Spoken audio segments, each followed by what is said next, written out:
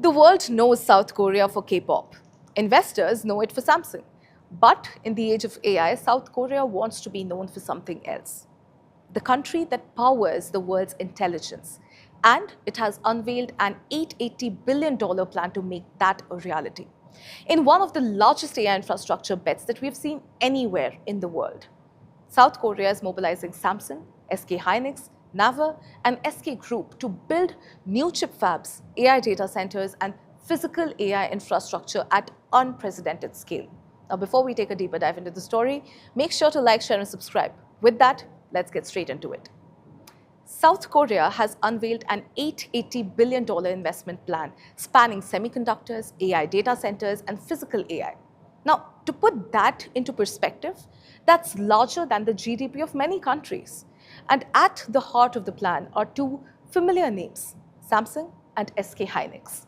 Together, they plan to invest roughly $520 billion to build 4 new memory chip fabs and dramatically expand South Korea's semiconductor capacity. We have said this time and again right here on Front Page, that for the past 3 years, headlines have focused on OpenAI. They're focused on Anthropic, Google, DeepSeek, Claude. But behind every AI model sits something that is far more important, memory. And nobody produces more advanced AI memory than South Korea. Samsung and SK Hynix already dominate the global market for high bandwidth memory, or HBM. Now, these are the chips powering NVIDIA's AI accelerators. The same chips that sit inside the data centers training and running frontier AI models. Without HBM, there is no AI boom, which is why South Korea is not slowing down.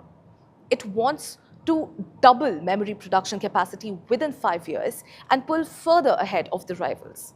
Now, South Korean President Lee Jae-myung did not mince words. He said, and I quote, "We are entering an era where the page turns in the blink of an eye.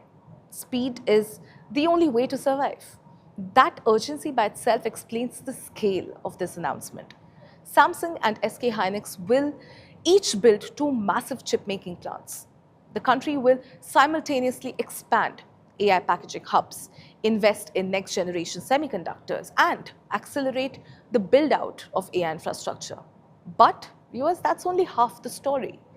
It's building AI factories alongside the semiconductor push. Companies including SK Group, Naver, and GS Group plan to invest another $360 billion plus into AI data centers.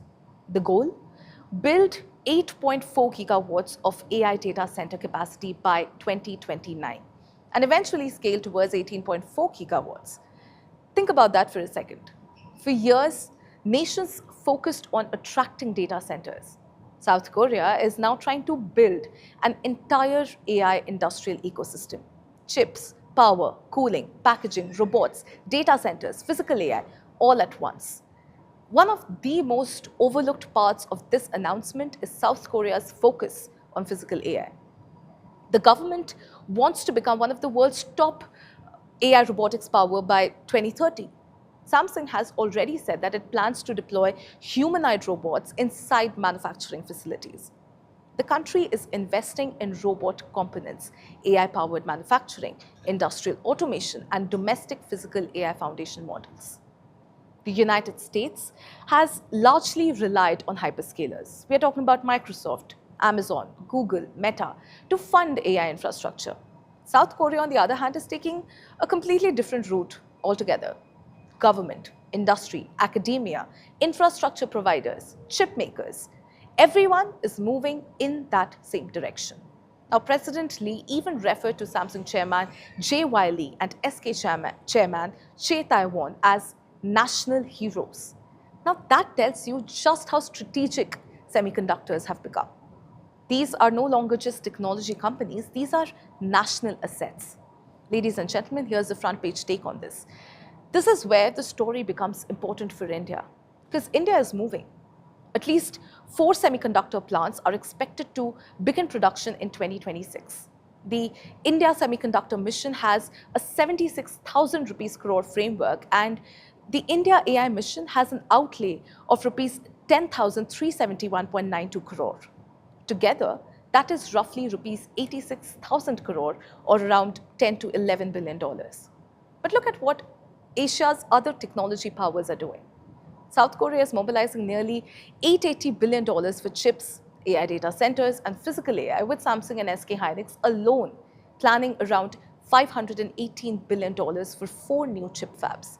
Japan has also outlined a long-term investment roadmap that reportedly allocates over $600 billion towards AI and semiconductors. So the question for India is not whether we have started, because we have. The question is whether the scale matches the moment.